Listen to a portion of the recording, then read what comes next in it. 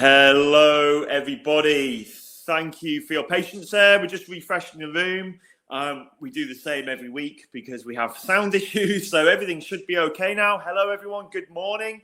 Wednesday, the 15th of July, and it's time for this week's webinar. I hope everyone's well. I just saw a few comments in the chat there before, but now that we've refreshed, I can't see those comments. But hello to everyone that said hi. Thank you for joining. So yeah, everything looks good. I've got Sam in just for the first few seconds of this webinar, just to make sure he can see my screen and everything. So Sam will let me know in a moment if we're all good to go. Good morning, Wendy. Good morning, Frida, Richard, Yvonne. Good to see you, Leo, the photographer.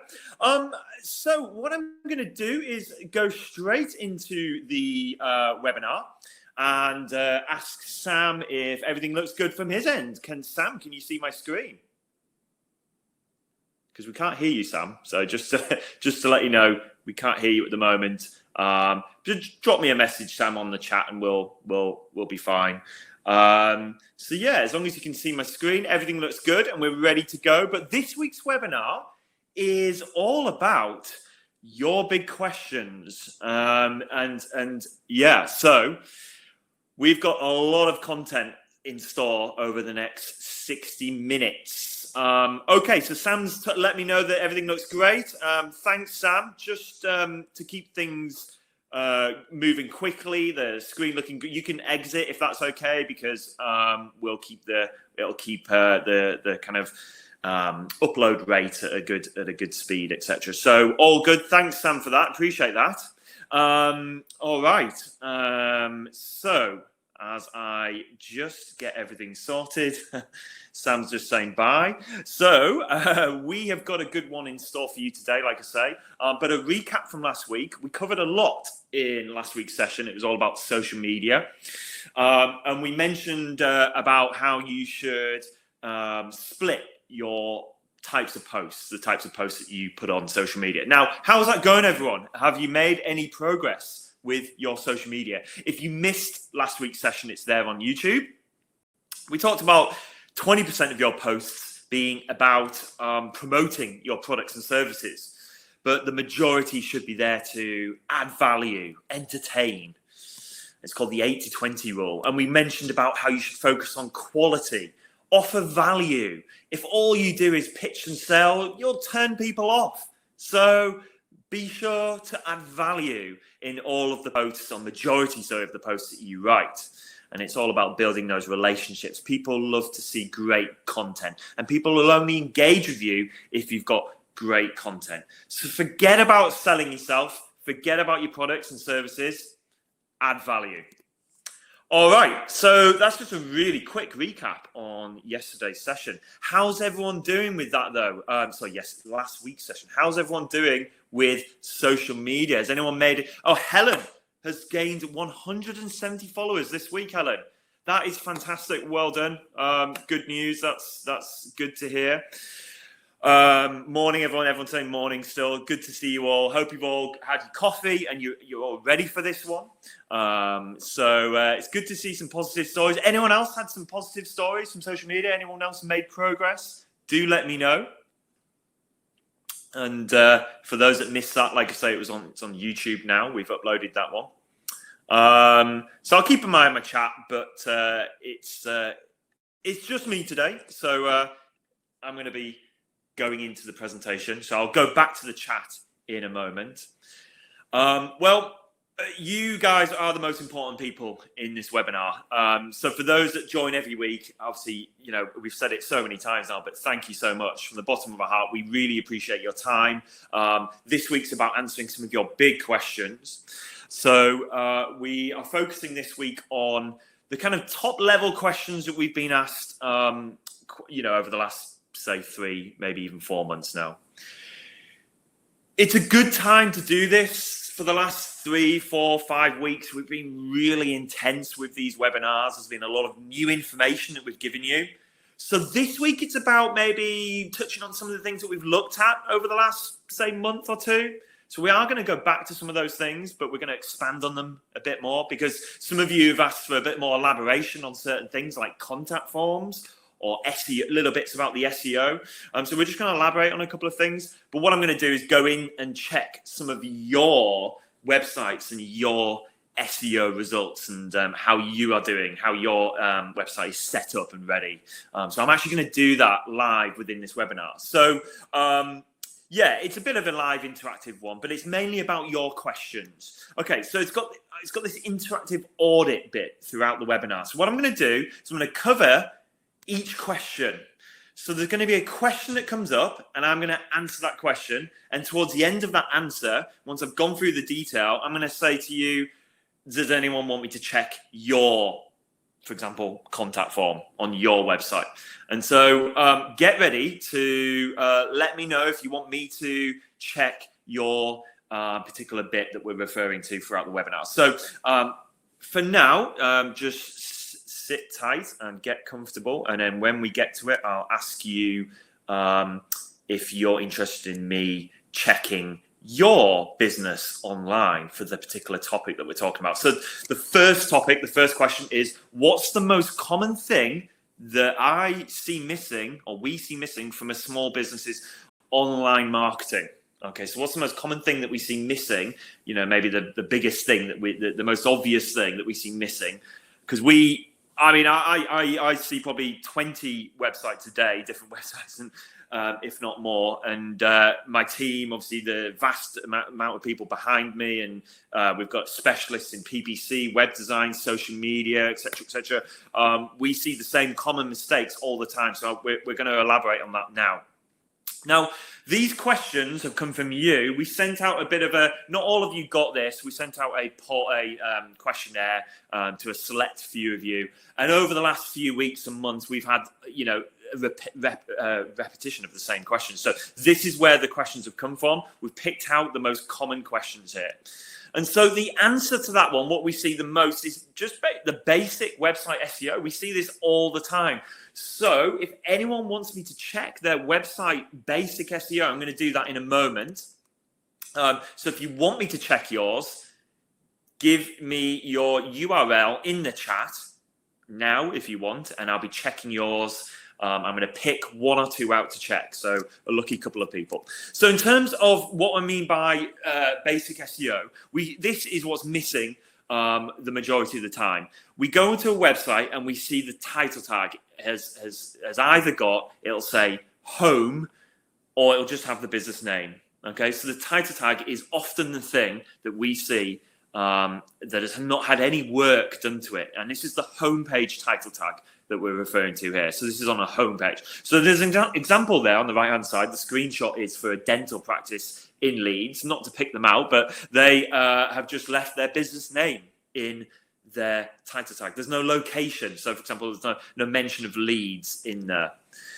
Now, that's the most common mistake. And then obviously that sometimes we see that they're too long as well. So we recommend that you have your title tag on your homepage and every page 50 to 60 characters. We've said this in previous webinars, so we're starting off quite basic here. But many of you have not had a chance to look at this yet. For the homepage title tag, we've always recommended that you have your main keyword, you use your main location, and then at the end you put your business name. So for example, this company here, dentist in Leeds, it would be, I don't know, dental practice Leeds, and then it would have Graham Lovis, you know, for example, dental practice, or dentist Leeds, West Yorkshire, and then Graham Lovis dental practice. So keyword, location, business name. You can put two keywords in if you've got enough space, or two locations. So it's either one keyword or two keywords, or one location, or two, mix it up basically. So it has to be unique for every page as well. So we often see the title tag, it looks the same on every single page, which is a big no-no. So make sure it's unique for every page. Okay, what I want to do, like I say, is just check a couple of URLs. So if any of you've put your URL in the chat, I'll just quickly check that now. Don't worry if anyone's too shy, but I also won't be too harsh. I'll just have a look at the title tag. So let's go and have a look. Janet, I'm going to just pick out yours first. So thank you for giving me your URL, Janet. Okay, so this is a good one. And Janet, you might find some of this webinar useful for you, actually, because I'm going to be looking at content sort of halfway through this webinar. So guys, hold tight, because towards the middle and the back end of the webinar, there is obviously, as I always do every week, there's some really good tips around design, style, and how it affects your brand and the trust in your brand. So in terms of Janet's title tag, you can see the title tag I can see it on my Mac by simply hovering my mouse over the tab, the window just at the top there. If you can see, I've hovered my mouse over that and it pulls up the title tag. I can see it right there in my title tag anyway. So I see that you've got some keywords in there. Janet, I don't know if you're a local business, but if you're a local business, absolutely have the location in there. Whether, like, for example, the Leeds location I used earlier. So make sure you've got a location. But it looks like your title tag's a little bit too long. So I'm just going to go to a different page on your website. Okay, so again, I don't think you've optimized it on that page either. So let me just, but you have put in the comments, you know that it needs some work. So good that you're aware of this. It seems like you're on it already. But yeah, so the title tags are missing the location. Some of them are a bit short, obviously, like the one I looked at just there. You're not using the space effectively. So that's good, though. You've got a lot of opportunity to improve it. I don't know if you're a local business, but within the content, you would want to mention the local area as well. If you're working in that area, a specific area. If you're national, then just ignore what I'm saying there. But again, like I said, on the homepage, it's a little bit too long, and you need to move your business name, your name, to the end of that title tag, because Google and Bing, they read from left to right, and so the first thing you see in a title tag is the thing that's going to get the most focus. I'm going to just jump ahead really quickly. Just note the different colors here. So you've got font, you've got content here with different colors going on. I'm going to be highlighting that a little bit later on in the webinar. Notice you've got different size fonts, different text size there. You've sort of got different style font, I think, but I'm going to come back to that in a moment. Okay, so Janet, yeah, thank you for that. Thanks, appreciate you giving me that one. Keith Kelly, I'm going to check yours really quickly as well. This is just a real couple of quick checks here. Bear with me. I think I've just opened Keith, I think you've given me, I think I've got the wrong link there. Let me just try and find that. So it's kellysdance.co.uk. kellysdance.co.uk. Let's have a look. kellysdance.co.uk. Should work. Okay. Good. All right. So you've got dance classes in Kingston upon Thames, Surrey, Kelly's. That's good. That's a lot better. And that's using the title tag. It looks like you've got the right amount of characters as well. Dance classes. Now, dance classes, I'm assuming, is the most common keyword that people are looking for. Dance classes, dance courses. Yeah. Okay. You've done well with that. Let me just have a look at if you've got a dance courses. See, I'm just looking through the other pages. Dance lessons, private dance lessons. Let me just check another page. So on the other pages, Keith, I think it was, you are missing the location in your title tag.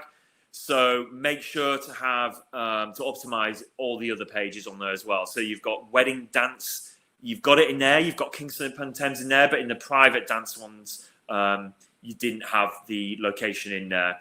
I like the fact that it looks like you've got unique content as well. Let me just check a couple of other pages. And again, you're missing the location within the title tag and maybe within the content as well. So just make sure you've got the location. I see you've got it there. Just noticed you've got the location there. So be sure to have that in your title tag if you can. I know space might be a bit of an issue there. Okay, good couple of checks. So let's come back to those. We're coming back to those.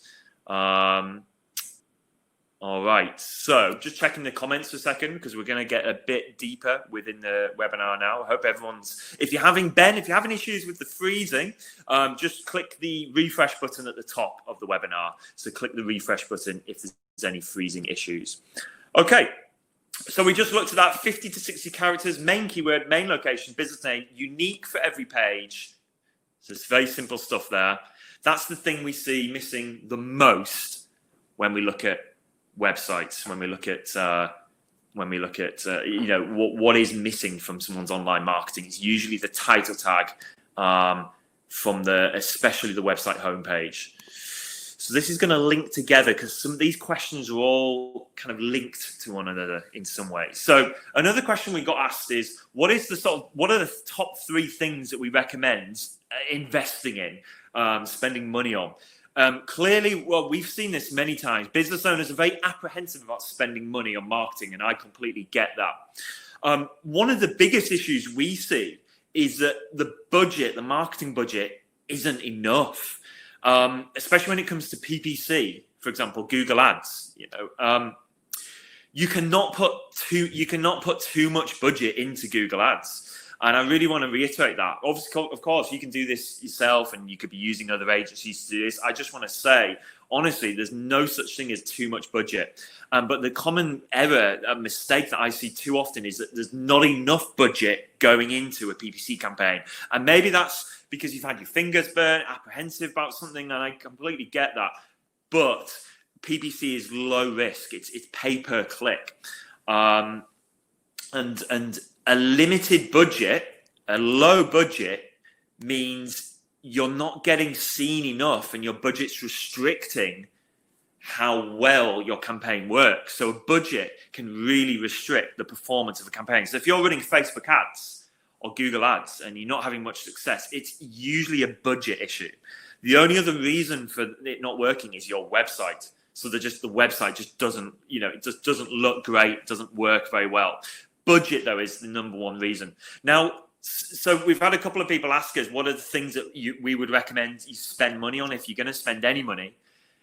Actually, the number one thing that we would recommend you spend money on is your brand and brand message. And then search ads or PPC, whatever you want to call it, and then an SEO. So those are the top 3 things. I just want to go into those really quickly. What do I mean by your brand and your brand message? Well, the reason why we're saying this is because this is often, again, another thing that we see missing from people's online marketing. There's not been enough investment or focus on the brand or the message. And so what we would advise everyone to, especially small businesses, to look at is logo design. How does your logo look? We often see logos that have a dated kind of style to it, whether it be the colors or the font. So make sure that your logo is modern, clean, simple, and timeless. So what do I mean? Well, we've got some logo examples on the right-hand side. Those are the big brands. And of course, they've spent thousands of pounds creating logos like this. But a good, well-designed logo doesn't have to cost thousands, even hundreds. All you need to do is find a good designer. And a good designer can create a logo in 30 minutes. So maybe that's 50, 100 pounds. But it's a worthwhile investment. And that's where I and my team advise you to put your money, is in your logo. And if you've got a logo, many of you already have a logo, of course, maybe it's time for a slight refresh, a slight tweak to that logo. We've done it ourselves. We did it a few years ago. It's absolutely fine to do that. But you've got to make sure that your logo looks great on every platform. So what do I mean by that? Well, it's got to be scalable and versatile. So think about the sizing of that logo, the vertical, the horizontal view of that logo. Because think about Facebook, your Google profile, your website, your email marketing, or whatever it is wherever your logo is. And by the way, your logo should be everywhere, because you must get people in your local area, or national, if you're national, you must get them to recognize your logo. It should be recognizable. It should be easy to remember, and well thought out in that sense. But it needs to be working on every platform, looking great on every platform. And often we see that is a common problem with small business owners. So the logo doesn't sometimes look great on social media. It needs to look great on every platform. So maybe you need a second version of your logo. Have you got a second version of your logo, because the big brands do. They have icons or they have square versions. And if you've got a square version of your logo, then you can use that across different platforms.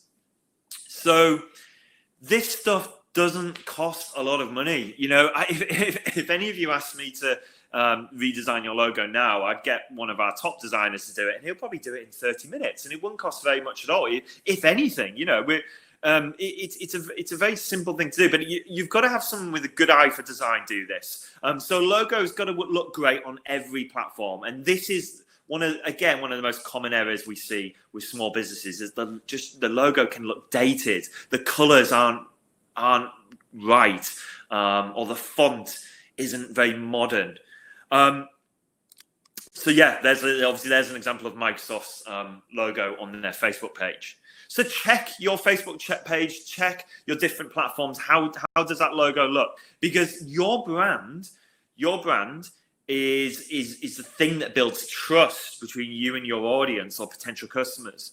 And how good your brand looks is going to define if people use you or not. So I'm going to come to that in a minute. Your website, your online presence is contributing to whether people use you or not. And it's because of your brand. And I've always said over 90% of first impressions are design related. So someone goes to your website and they're making a decision within 3 to 7 seconds, and it's based on design.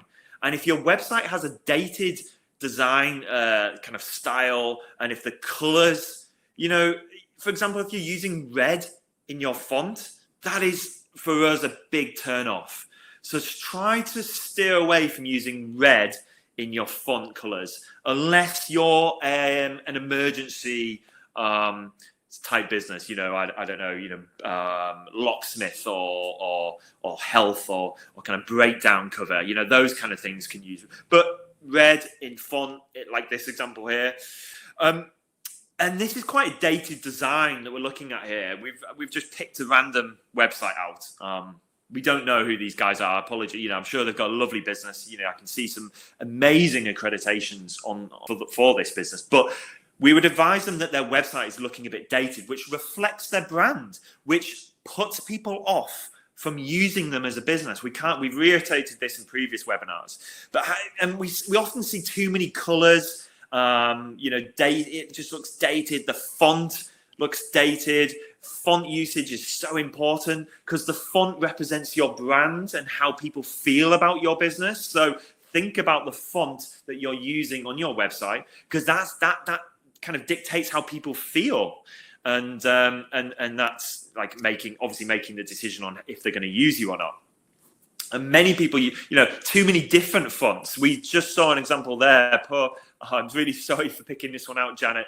But it's an opportunity for you to improve it. So it's only a positive thing, really. But we mentioned there about the use of font and colors. Well, that can put people off. It can break the trust in your business. Okay, so just checking everything's okay. Just checking in the chat here. Leslie, you've designed your own a few weeks ago. Mira, no, mine's not fully completed. It is okay. We'll have a check with that. All right. So hopefully everyone can see my screen all right still. Hopefully it's all going smooth and you can see everything. But yeah, those are some key points there. And we just hope that you're, making sure that it's obviously not looking too DIY like you've done it yourself. So be sure to stay away from stock images as well, because this is stuff that affects the brand. I'll just check with Sam and see if he can see my screen. Okay, so we're using another example there. Too much content is another classic error where you've got large blocks of text. And this is affecting and damaging the brand, because it just makes it look like there's a lack of care and attention. Okay, and that affects trust basically. So large blocks of text, too much text, colors, as you can see here in this example. The design affects your brand. And think about it. We've talked about the 3-second rule. Can people see what you do and why they should choose you within 3 seconds? So for this example here, no, I can't see why I should choose this business. Apart from the image, it's quite a nice image, but aside from that, I can't, there's nothing striking me within 3 seconds as to why I should choose this business. So make sure that people can see pretty quickly why they should choose you and what you do as a business. Your website is your shop window, guys. So please do think about that. Your shop window represents your quality. If you've got a shop window, you'd want it to look the part, right? Because people make decisions when they're looking at your shop window. Quality affects trust, and trust affects your brand. Make sure your website is clean with striking fonts like these examples here, nice imagery, well designed, funky if it's suitable for your business, clean and, like I say, modern, etc., etc. Because this affects what people think of your brand. Okay. So remember we talked about in previous webinars about the brand message? Well, I used this example just earlier there, and it's got no tagline. There's no benefits clearly written in this homepage hero image. We've talked about the most important thing about investing in your brand. Well, make sure you come up with a tagline, and that tagline tries to talk about the benefits of using your business. So on this particular example, like I say, there's no brand message. Where's the brand message? What is it? It's not clear as to what they do and how they do it.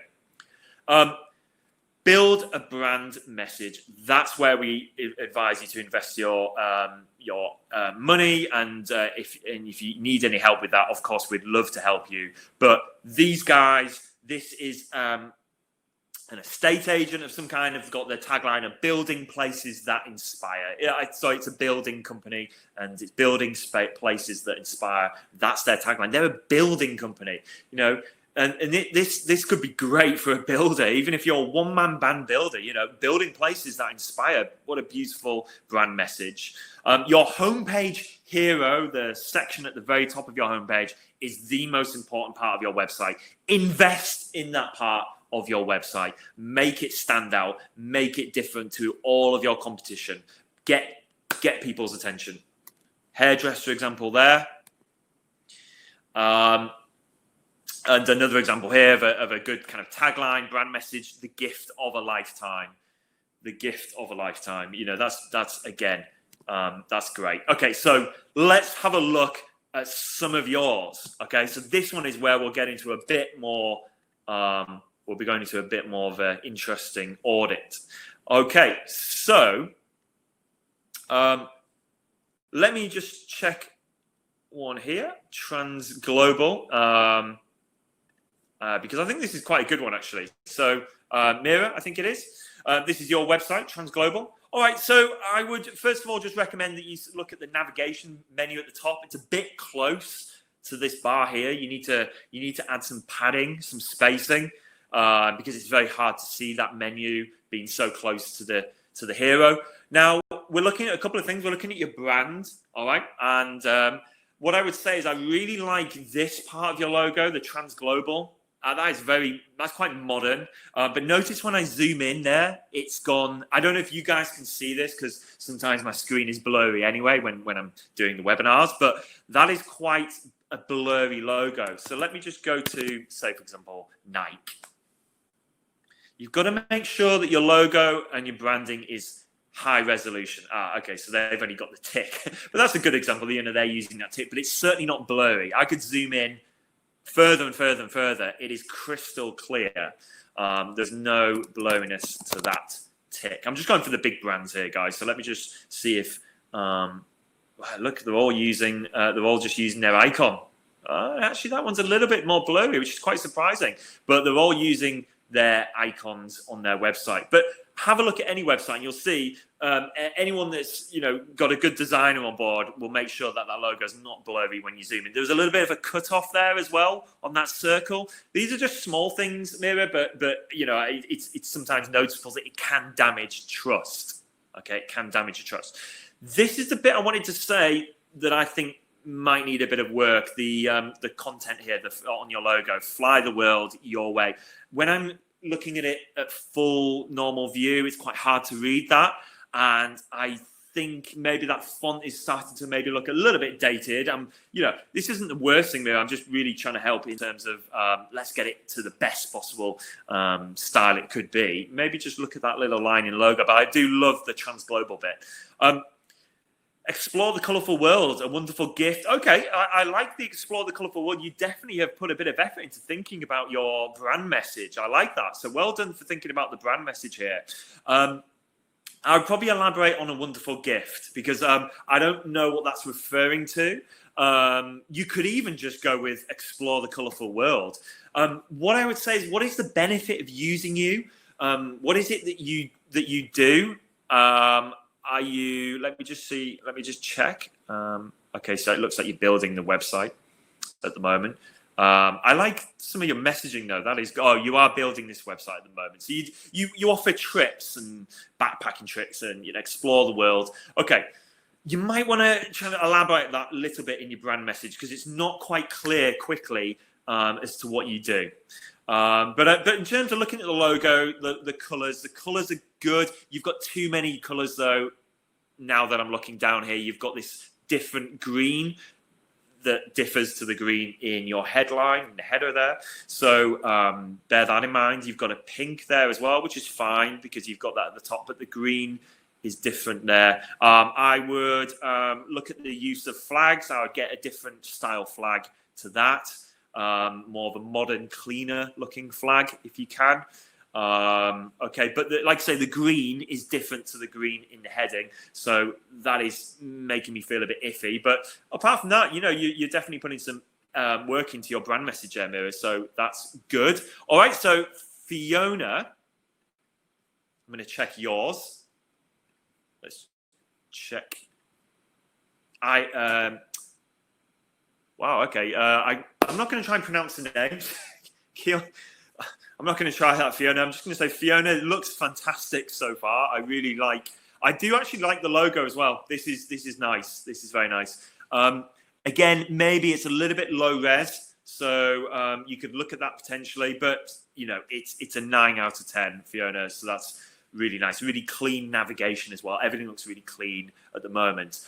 The only concern I've got is this bit here. So I'll just have a look at that in a second. I like the way you've got sections. So I can discover rather than having to search for something. It's quick discovery type design. Okay, so this is changing.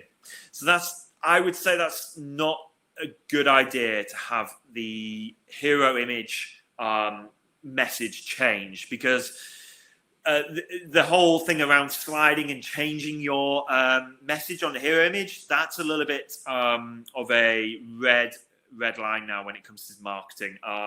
We're staying away from that, and many agencies are as well.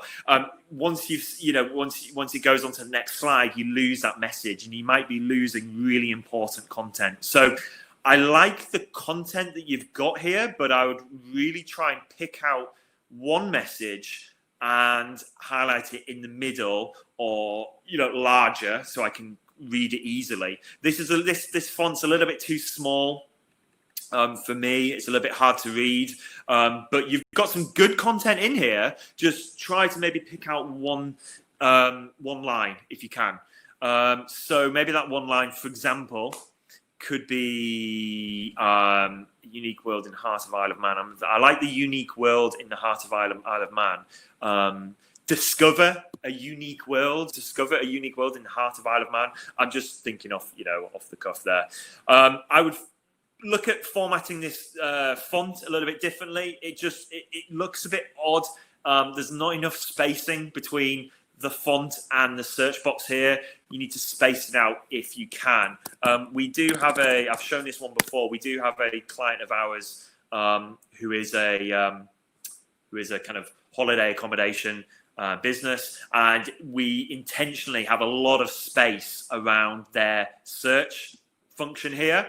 So really, you cannot miss it, and you can't accidentally click something else. There's lots of spacing and padding between sections intentionally.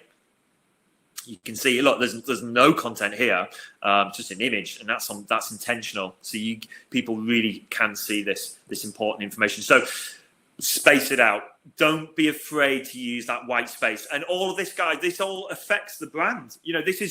This is changing my emotion, my feelings about the brand. So I really loved the logo. It made it feel like you are a homely, maybe even high-end accommodation. I don't know. It looks quite nice. So, but then when I went down, I'm thinking, ooh, I don't know. I don't know whether it is that high end. I don't know whether it does have that kind of quality feeling to it. I really like this bit here, but it just needs a bit more work. And you really have an opportunity to play on the brand messaging there.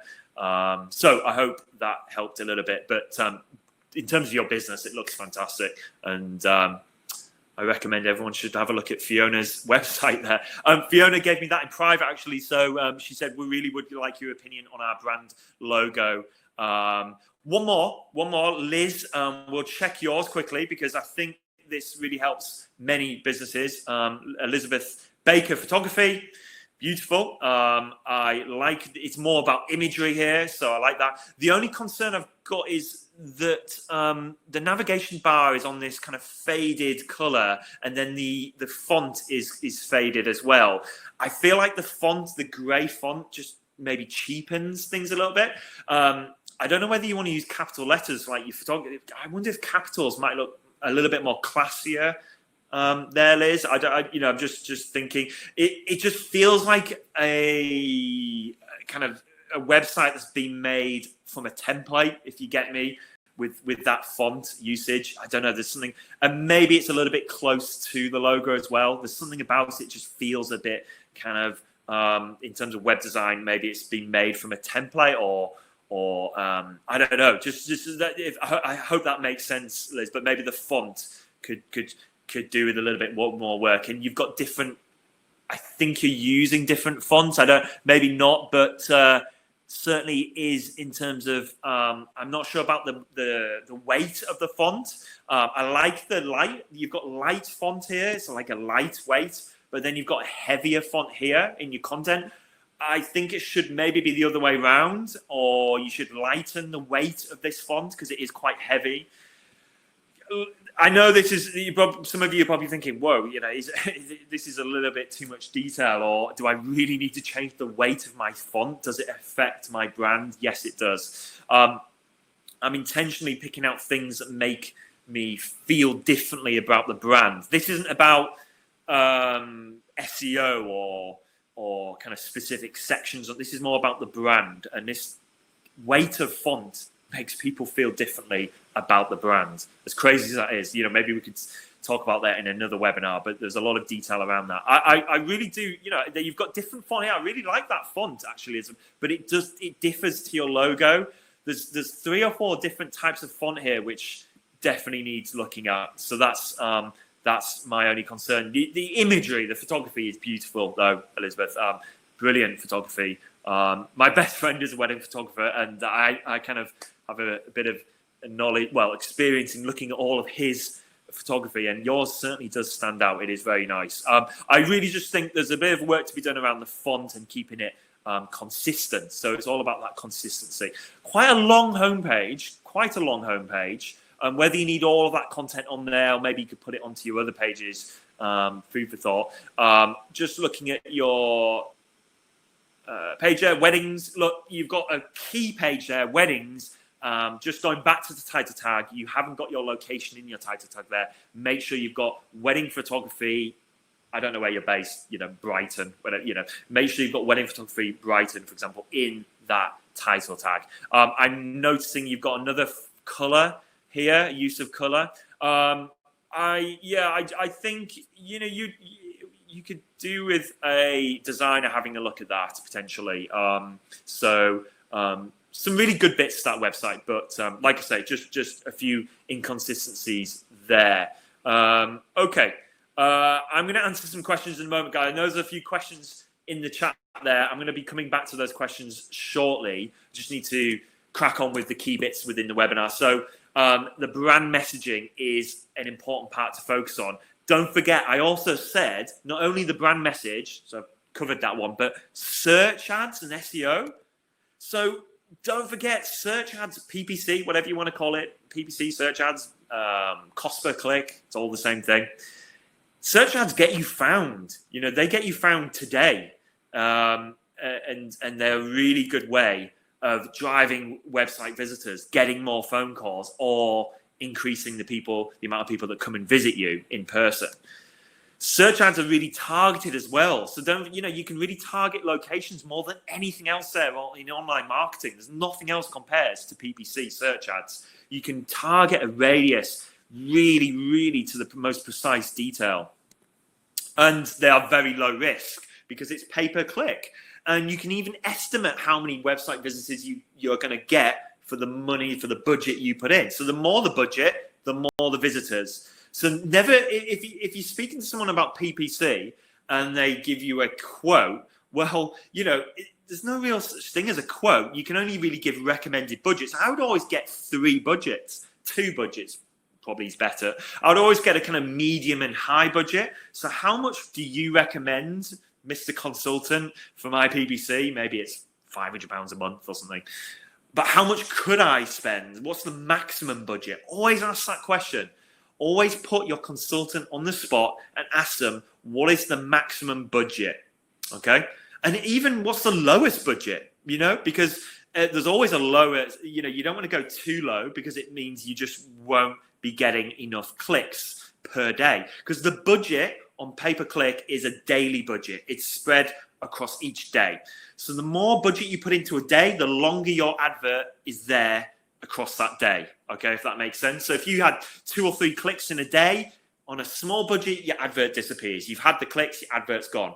On a bigger budget, your advert's there when anyone ever is searching throughout any part of that day. So, the bigger the budget, the more inquiries you get. So it's not really about length of time as well. So if someone said to you, we'll do 12 months PPC at £1,000, I'd be looking at wondering, it's all about the daily budget and the monthly budget. So it's a monthly product, it's a monthly solution, and you should be getting recommended budgets and maximum budgets. So just think about that when you're speaking to someone about SEO. PPC. So PPC is a great way to get found instantly, but always make sure you use this checklist. And I'm not just saying this for me or for us. This is genuinely what I'd recommend everyone checks when you're speaking to a business about PPC. Make sure they're a Google Premier Partner. A Google Premier Partner gets the Google themselves check the campaigns. They audit the campaigns. So there's no one better to audit a campaign than the guys in the London HQ. And the same for Microsoft. Make sure they're a Microsoft Elite Partner. Obviously, we're both of those, but if you're speaking to another agency, absolutely fine. Try it, get quotes, but make sure that they are a Google Premier Partner and Microsoft Elite Partner. Make sure you have conversion and call tracking set up. So important that you have phone call tracking, and if possible, phone call recording, so that you can listen to those phone call inquiries, because that is absolutely doable. And we do that by standard. We do it for free. We add all this in for free because we why compromise? Why give you a second-rate product? It has to be call tracking, call recording. And if you haven't got that, then maybe it's because someone's been unable to put the call tracking code on your website. There needs to be a code put on your website. So make sure finally you have an online reporting dashboard that's there 24/7. There's no reason now in 2020 why you haven't got access to an online dashboard that you can look at any time of the day, 3 a.m., 3 p.m. You must have that, because this is your solution. This isn't the company that you're working for. They shouldn't be giving you reports every month. There should be an online reporting dashboard that you can access all the time, because you need to keep on top of this. You need to keep tracking the conversions. And finally, guys, if you are looking at PPC, make sure you speak to a company that's got an in-house team. What I mean by in-house is they don't outsource it. And we often see people outsourcing abroad, various other countries out there. Make sure they're doing it in-house. So there's a team in their office working on this campaign. And to check that, speak to them. Okay, speak to them and see what they say. Ask them about the click-through rate. Ask them about the impression share. Ask them what's the highest budget I could spend And why is that? What's the CPC? Just put them on the spot. You would do it if you were buying a car. If we're spending £200-400 a month on a car, bloody hell! I mean, I spend about 2-3 hours in the vehicle showroom checking everything before I invest in that. If I'm buying on finance, that is. Okay, so let's have a look at some of your SEO search ad results. So let's actually have a look at some of your search results, see how you're getting found. Okay, so I'm going to go back to Liz's. So so if any of you want me to check your search results here, then please do let me know. So I'm going to go back to Liz's here, the photography. And Liz is a wedding photographer. We were just looking at this one here before.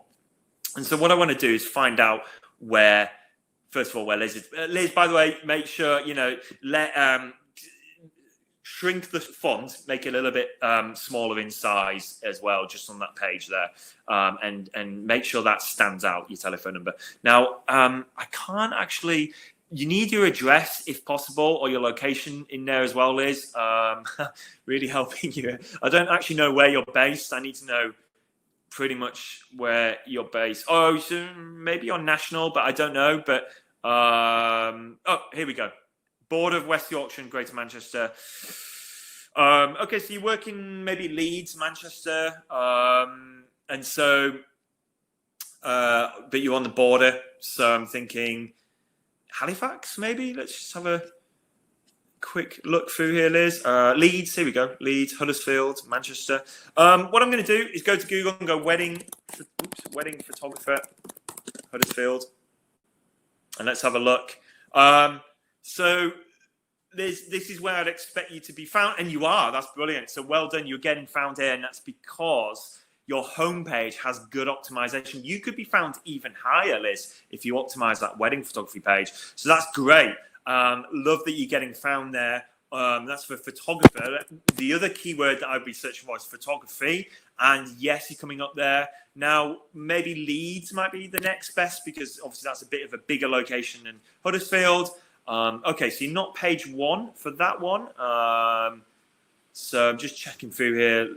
Liz, definitely not on page 1. Okay, what I would be doing here is put in areas we cover. So there's a bit in the webinar coming up which will talk about areas we cover. So for Liz, I would make sure you've got the areas we cover in your website. I'll be coming back to that in a minute. Holiday Cottages, Isle of Man. Let's just do a quick search for this one. Holiday Cottages, Isle of Man. And we'll just see if this one comes up. It comes up in a different color if it does. It's not coming up on the first page. I can just quickly skim this, guys. Holiday Cottages, Isle of Man. Right, okay, so it's not coming up on the first few pages of Google. Not quite yet. So what I would do with this one, I'd recommend that you look at ads. That's a great way of just jumping to the top of Google. And maybe you could put a location. I'm just thinking, could you put Isle of Man, things to do in Isle of Man, maybe? We could maybe put a page on your website to do with Isle of Man just to make sure you're optimizing around there. So all you need to do, guys, is just quickly go to Google, type your main keyword and location in, see where you come up on Google.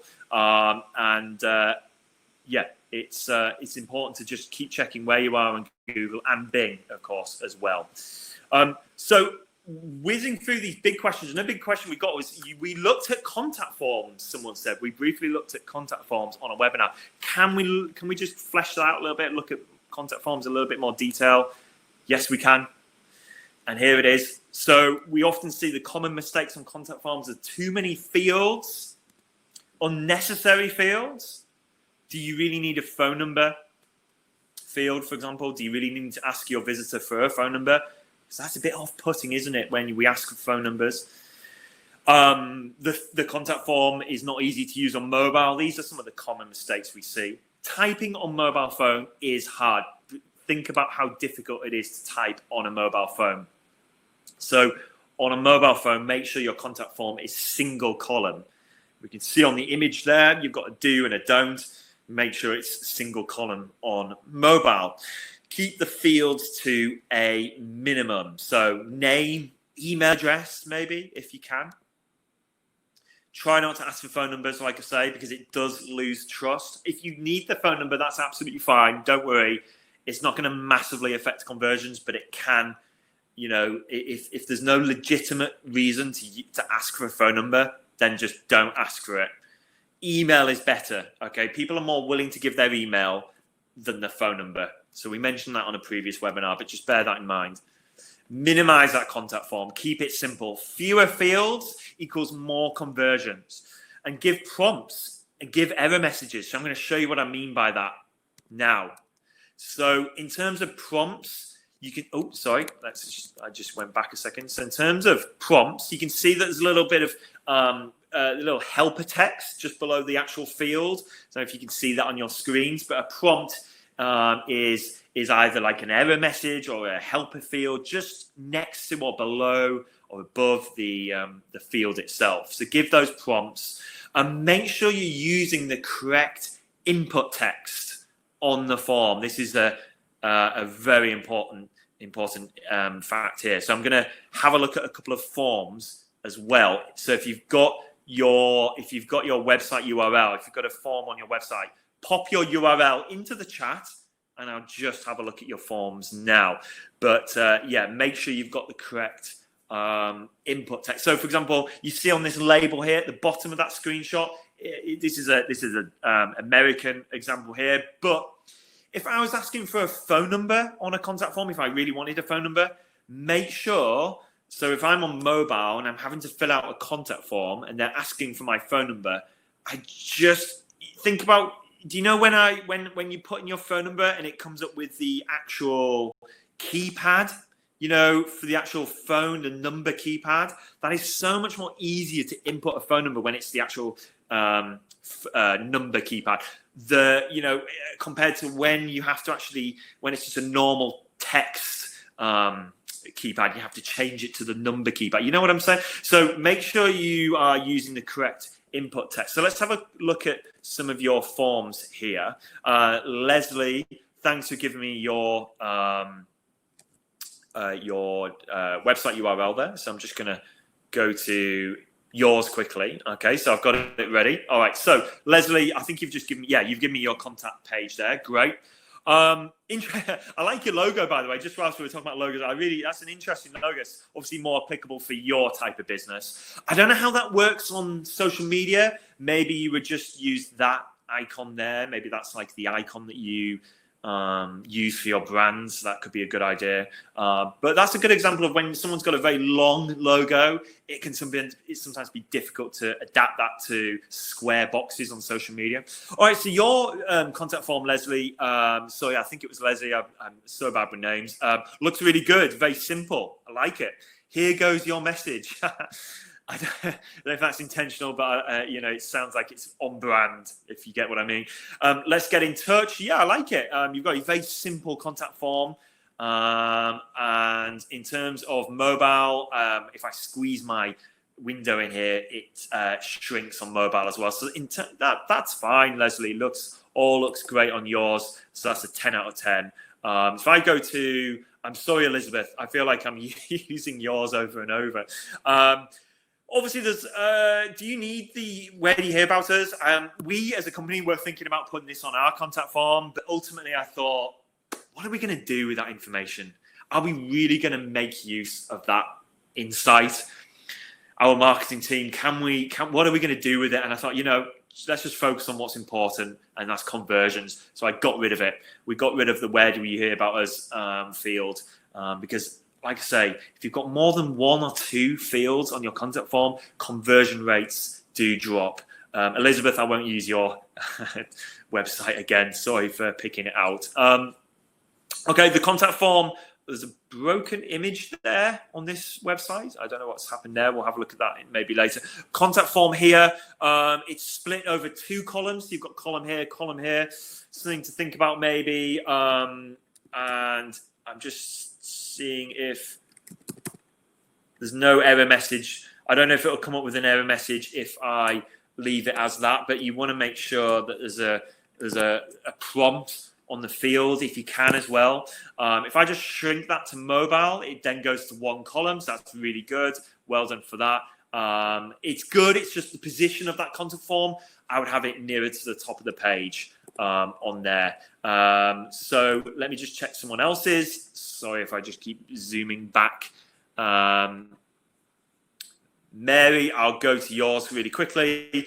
Mary, thanks for joining the webinars. I think you're in every week, and you're a great attendee. So thank you for that. Mary, I'm actually looking for your contact.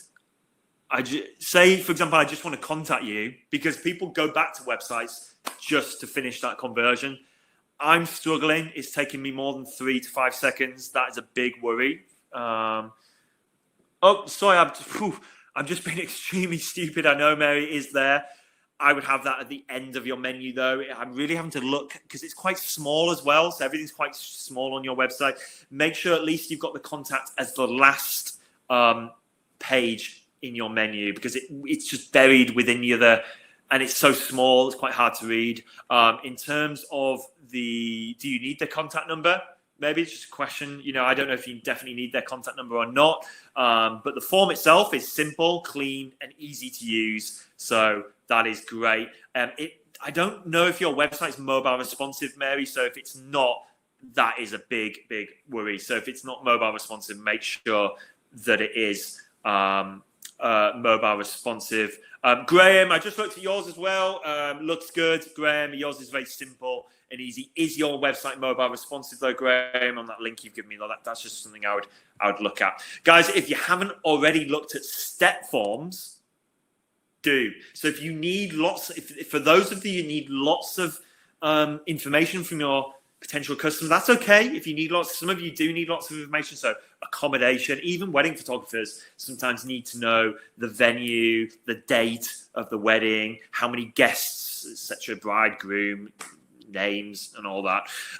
A multi-step form is great for conversion. It really increases conversions for long forms because it shows people the process, like what's up and coming in that form, and it helps break down that form into multiple pieces. So think about step forms. Looking at the time, stick with me, guys, if you can. We've just got a few bits to go, but I certainly won't be long. But someone asked, what's the quickest way to get higher on Google? Obviously, that's a relevant question for everyone. Everyone wants to know how to get higher on Google, but what's the quickest way? What's the quickest way to get higher on Google? Well, the quickest way, if you haven't picked it up already from previous webinars, it's location pages. For national businesses, it's all about the content on if you're an e-commerce business, on your product sections. So if you've got home furnishings as a section of products, make sure you've got content at the top of that page. You might have sofas as another, make sure you've got content at the top of that page. For local businesses, small businesses, location pages. Location pages, location pages, location pages. They are amazing at getting you up there on Google. These are local landing pages. Make sure you've got unique content though on each page. Make sure you've got unique titles and descriptions on each page and a unique H1. If you don't know what that means, you're going to have to check previous webinars when we talk about SEO and local SEO. So it's all within the previous webinars. So unique SEO needs to be applied on each location page. But if you create location pages, and I think I was looking at a wedding photographer there just earlier, that would be a good example of where you should do that. I mentioned another photographer that I'm aware of, one we work with. We recently did an areas we cover on his website right here, and he's now starting to rank on page 1 of Google for some of these locations that he's nowhere near these locations. So every page is different and optimized differently, as you can see. But he is able to work in those locations, et cetera, et cetera. So great way of optimizing your website and getting it found on page 1 of Google. So location pages, but be careful because location pages can be mistaken for doorway pages. What's a doorway page? I was going to check, but I think we've run out of time. Don't worry, it wasn't a big one to check this, but I'll tell you what the doorway page is. If you have a look at those questions on the right-hand side, those are questions that Google asks. This is Google's actual best practice advice. For example, are the pages designed solely to send users along to content without creating value? So is the content not creating value or relevant to that business, to what they do? Is the purpose of the page to direct users to actual useful content? Now, some of these might be mistaken for location pages. This is Google's recommendation. Be very careful about the content that you put on these location pages. In a nutshell, as long as they're not navigating away from the website, right? Or as long as you're not creating multiple URLs, websites. When you have a website, a one-page website or two-page website for a location, and you don't link it back to the original site, or even when you link it, it can be seen as a doorway site. It could be your SEO and your Google your best practice Google stuff is seen as suddenly seen as bad and negative, and it can affect your ranking. So just be careful not to manipulate Google, and be careful of your content on those pages. Be careful not to duplicate things as well.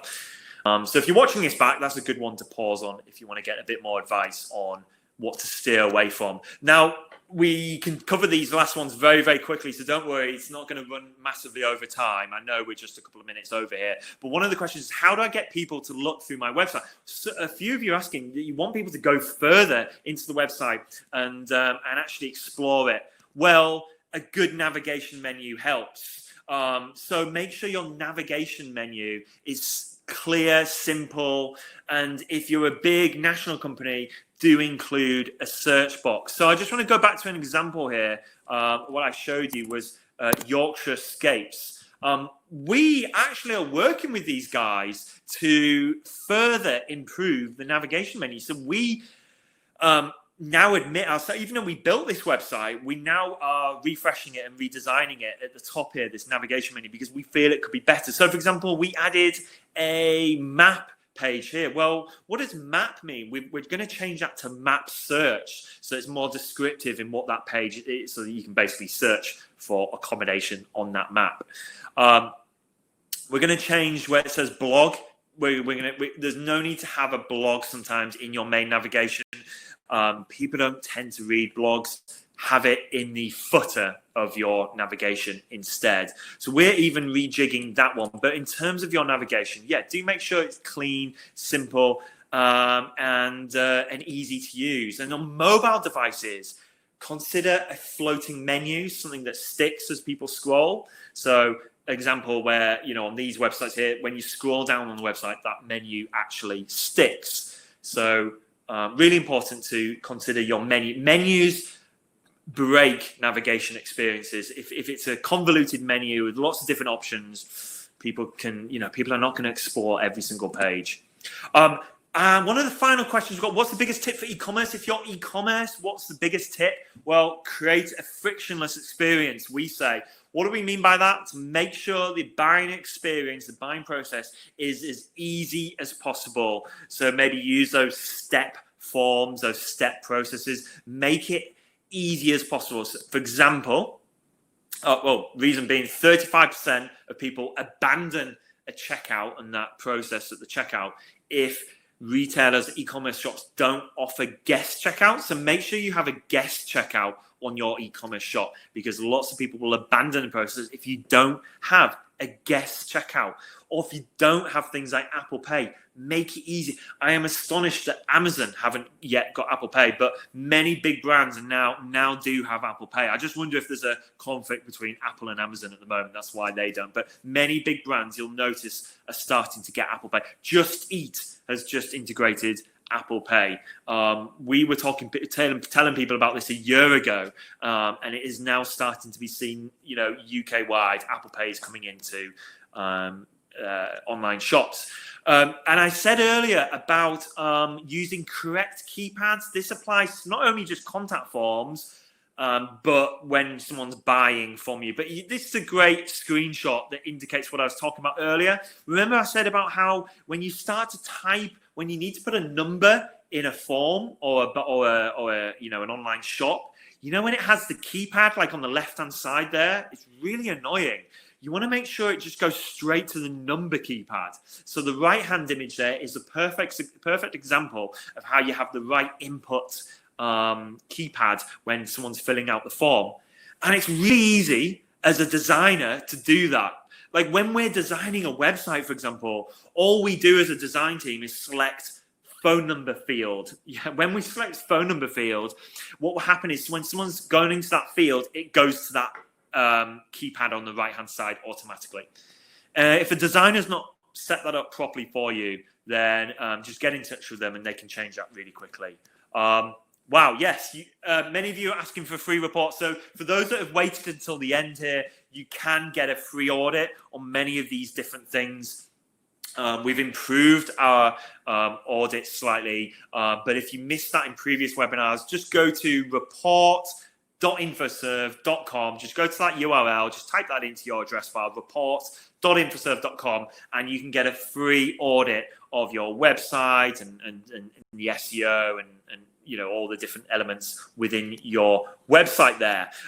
We've got one. Wow, we actually do have one more. I'm just conscious of time, but what we're getting asked is about Facebook ads. So some of you are asking, Facebook ads didn't work for you. Do we have any suggestions? Well, that's quite a broad question that we got asked. Facebook ads hasn't worked for you. Do we have any suggestions? Yes. Plan and think about how people behave online, how people go through the consumer funnel. Let me show you what I mean really quickly on that. There's something called a sales funnel, and I've shown this in previous webinars.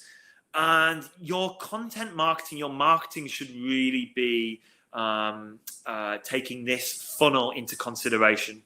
People land on your website, and at the very start of their first visit, they're not buying from you. They're not contacting you guys. It's 97%. This is according to Google. 97% of first-time website visitors do not get in contact, do not book or inquire with you. 97% of first-time website visitors do not take action.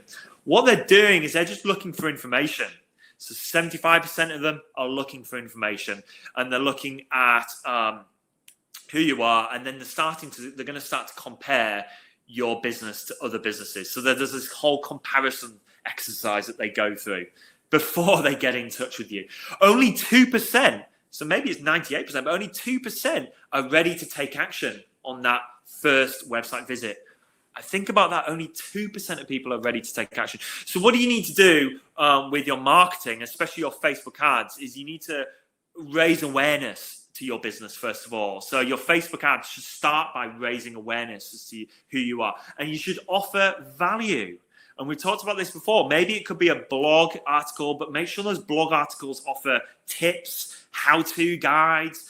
Make sure you offer advice as how people can do what you do for free. Yes, whether it be if they want to photograph their own wedding, for example. I know that sounds bonkers, but if you're a wedding photographer, disrupt the market, right? Offer advice on photography. Maybe not wedding photography, of course, but just photography in general. How do I take a good picture on my iPhone? If you're a wedding photographer and you've not given me 3 or 7 tips as to how to take a good picture on my phone, then you're missing out on gaining respect and trust of your audience. So offer advice. If you're a builder, show people how to do it themselves. Give the secrets away for free, because people will trust you more. They'll give it a go, and they'll probably fail, and they'll probably end up using you anyway, or a certain proportion of people will do that. A bit of advice in that image there. Think about that funnel. New website visitors are looking for information, then they're comparing, and then they'll take action. So the thing with Facebook ads, how does this link back to Facebook ads? Well, build the value first. Remember to raise awareness, get the traffic in, get lots and lots of traffic, but Don't just get them to convert. Don't just offer promotions and things straight away. Build value, YouTube videos, whatever it may be, webinars, guides, and use Facebook options, the Facebook ads options to do that. Facebook ads actually helps with this funnel. When you go to business.facebook.com, there's 3 segments. And on the left there, it says awareness. And any of those Facebook ad options there help you build awareness. And then you've got the consideration stage. So maybe a month later or 2 weeks later, you want to run an ad in one of those consideration segments. And then finally, you've got conversion ads, the ads that help you convert. So a month, 2, 3 months later, you want to start running an ad on the conversion segment. So Facebook ads actually helps you with that funnel. So I wanted to highlight and raise awareness of that funnel. We have talked about that in previous webinars again, but it's really good reminder, timely reminder on really focusing your ad campaign around that. Don't just run one ad and hope for the best. You've got to build up the funnel and take people down that journey. And finally, if you're running a promotion on Facebook ads, promotions are always good. They do work once you've gone through that funnel. Don't just have that promotion or that offer or that thing on Facebook. Make sure you've got it on your website. You've got it in your email marketing. You've got it on your social media. You've got it even at your physical location on the window. You've got it in your paid ads. I cannot believe the amount of times where I see someone running a Facebook ads offer, like a promotion on Facebook ads or specific marketing message, and that's not repeated on their Google ads or Bing ads. And then it's not even on their homepage of their website or the landing page of them. You've got to have it repeated everywhere. It's called multi-channel marketing. Repeat the offer or promotion everywhere. And it could just be as simple as just a little graphic. So make sure you maybe get a little bit of a graphic designed or just a line, a message, and have that everywhere across all of your channels. And some of you do actually do TV or radio. So that is a thing to consider. Again, if you want an audit, pop over to report.infoserve.com for your free audit. I'm going to answer a couple of questions now for the just final couple of minutes because I'm conscious of time. Really sorry for going over the hour that we somehow got this webinar into an hour every week. It used to be almost 2 hours, guys, so I don't know how we got to the hour point. But I'm going to try and answer some questions now. Aside from that, if you are jumping off the webinar, completely understand that. We'll see you next Wednesday. This was a recap. This was more of a lighter webinar compared to the last 4 or 5 weeks. But don't get me wrong, next week we've already got the content planned and it's a big one and it's focusing in on more than one topic, and that one topic applies to all small businesses out there. So next week's webinar is going back to that focusing, honing in on one topic, and all of you will really benefit from next week's webinar. I'm not just saying that. I will show you next Wednesday, proofs in the pudding. I hope we've not disappointed anyone thus far, but join us next Wednesday for that webinar, and it'll be focusing in on one key topic for small businesses. Thank you. Okay, so there's lots of questions. We're going to go from back to front. So most recent questions first. Fiona. Yes. You're just asking about the skeleton of your site was set up by a web designer. Fiona, I don't know what was your website built on. Depending on what it was built on, we probably can help you with that. You can change the SEO, but not the homepage. Okay, well, maybe we can reach out to that, Fiona. If you want to go, if anyone needs any specific help from InfoServe, it's the team are there and they're waiting for anyone that needs any specific help. All you need to do is go to infoserve.com/support and just request a one-to-one.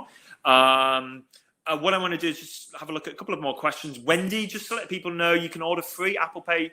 Wow, okay, yeah, you can use Apple Pay for free for your business. That's brilliant. Okay, Wendy, I didn't know that. I don't know the detail of how you set up Apple Pay, but I know many people now that are will only buy using Apple Pay. It is so much more secure, in my opinion, than putting my card details into a website. And for those that you have left behind still in the webinar, if you've got an e-commerce shop, or if you're using Apple Pay or anything like that, make use of the new Apple sign-in. So you can sign into things using your Apple credentials. And I'm using that now when the option's there more than any other. So I don't like giving my details to random websites, especially ones that aren't secure. I don't particularly like putting my card details in. But if there's an Apple Pay option or Google Pay, is obviously the other alternative, if those options are there, or even Apple sign-in, so I can sign in with my Apple device without giving away my email, use those. They are very, very powerful for conversion rates. Okay, so a couple of questions in here as well. Leslie, I think, I looked at yours. I'm just going back through the questions here. Looked at yours. Dean, I'm going to bring up your website if you're still here, Dean. I'm going to try and answer that question here. Okay. Just checking in the questions, see if there's anything else in here. It's mostly just audits, so that's good. Right, okay, so Dean, I'm going to go back to your website. And it's Pendleton. Logo, first of all, Dean, let's just look at everything really quickly. The logo, I think you should reach out to a designer and see if someone can help you with that logo. I like this bit, though. I really like the icon itself. That's very useful. It's just this, I don't know if that's part of your logo, actually, but maybe it's not, because it is just text. If that's part of the logo, then I think a designer needs to just work on that slightly. In terms of the SEO, you need to have your location and keywords in your title tag. That's a must, so make sure you do that. You've got different fonts there, so different style fonts are really kind of affecting the look of your business. I don't know, just kind of looks like it's just going to affect the branding, basically, if that makes sense. So you've got a 404 error on one of your main pages there. So do make sure on that link there, if I click on that image, it goes to 404, which means there's no page, basically. So make sure you have a look at that. Accountancy services, again, check out the title tag. You need to optimize that title tag if you can. This is all, for an accountant, this is pretty straightforward and fine for you to do. But I just think I can see that this is more of a DIY website, because a designer wouldn't leave the sort of spacing there and then kind of have that quite tight there. So I think if you've got any budget available, or if you've got an opportunity to invest, I would invest in a designer having a look at this for you. If a designer looked at this and just improved this even by 20%, your conversions will go up potentially by 20%, in my opinion. I think it's, first impressions count for everything. This is okay, but it could be brought a little bit more to date, a little bit more modern. And there's certain things that, our design team wouldn't do in terms of having sort of the different types of fonts on there. Let me just have a look at your contact page. Your contact page should be, by the way, at the end, I think, of the menu. So maybe put the contact page towards the end there. No phone number on here. So I don't know if you're looking for phone calls or if you're open to having phone calls, but I would definitely have like a telephone number. This would say telephone number, and you'd have your telephone number here, and then I'd move this address just below that. So where to find us should be below the telephone number. The form itself is fine, absolutely fine. You've obviously got a phone number there. Ask yourself if that's absolutely necessary. But apart from that, yeah, you've got a really clean contact page there, Dean. Just wanted to do a quick one for you there. Make sure you got covered. Okay, so Frida, no, I didn't see your question. So accessing TripAdvisor to update it was still closed. Not related to it, I'm afraid. Frida, I didn't see that. Accessing TripAdvisor to update the COVID. Okay, well, we don't really work with TripAdvisor per se, so it might be quite a difficult one for us to help you there, Frida. If you haven't reached out to us already, do go to the support page and ask for a one-to-one so that one of us can speak to you on that. Okay, I'm really sorry, guys. We've got to switch off the webinar because the time, we're now at 12:20. Really hoped you got something out of that today. Really hoped you benefited from at least a few things in there. Thank you for those that have stayed behind. We've had a good 60 or so people join today, and we're getting, we often get hundreds in the one that we watch, people watch back. So thank you so much for your time. Honestly, guys, we really appreciate that. And if you do want to leave us a review, we'd really appreciate a review just to let us know how we're doing. It does mean the world to us to see, when we get a review, it means a lot. So if you want to leave us a review, I'll put the link in the chat. It's on Trustpilot, just there in the chat. Thank you so much, though. And other than that, I'll see you next week. And let me know next week how you got on with what you've implemented this week.